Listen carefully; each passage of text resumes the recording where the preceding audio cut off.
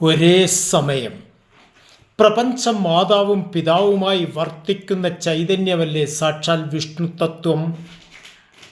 ആ വിഷ്ണു തത്വത്തെ നമ്മൾ ശരിയായ തലത്തിലൊന്ന് വിലയിരുത്തുമ്പോൾ ശംഖ ചക്ര ഗദാ പത്മധാരിയായ ആ വിഷ്ണു രൂപത്തെ ആണ് ധ്യാനിക്കുവാൻ നമ്മുടെ ആചാര്യന്മാർ നമ്മോട് പറഞ്ഞത്. ശംഖിൻ്റെ പ്രാധാന്യം ഞാൻ നേരത്തെ തന്നെ പറഞ്ഞിരുന്നു. പ്രണവത്തിൻ്റെ പ്രതീകമാണ് ശംഖ്.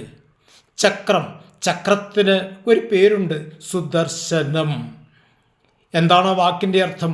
നല്ല കാഴ്ചപ്പാടെന്ന് തന്നെ. അതുപോലെ ഗദ, ഭാഗവതത്തിൽ ദ്വാദശസ്കന്ധത്തിൽ പറയുന്നു പ്രാണതത്വമാം ഗദ എന്നാണ്. പ്രാണതത്വമാണ് ഗദ.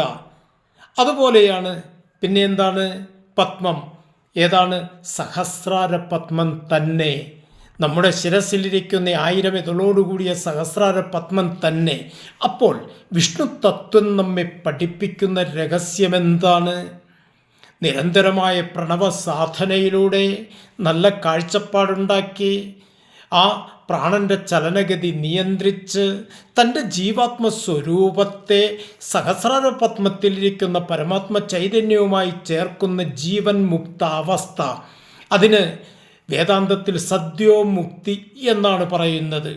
ആ അവസ്ഥയിലേക്കൊരു വ്യക്തി എത്തുന്ന ആ രഹസ്യമല്ലേ സാക്ഷാൽ വിഷ്ണു തത്വം നമ്മെ പഠിപ്പിക്കുന്നത്. ഇത് എല്ലാവരും തിരിച്ചറിയേണ്ടതാണ്.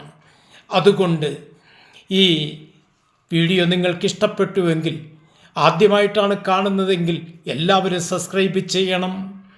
അതുപോലെ സബ്സ്ക്രൈബ് ചെയ്ത് ഷെയർ ചെയ്യണം, ലൈക്ക് ചെയ്യണം. ഈ ആശയം എല്ലാവരിലും എത്തിക്കുവാൻ ശ്രദ്ധിക്കേണ്ടതാണെന്ന് ഓർമ്മിപ്പിക്കുകയാണ്. നമസ്തേ.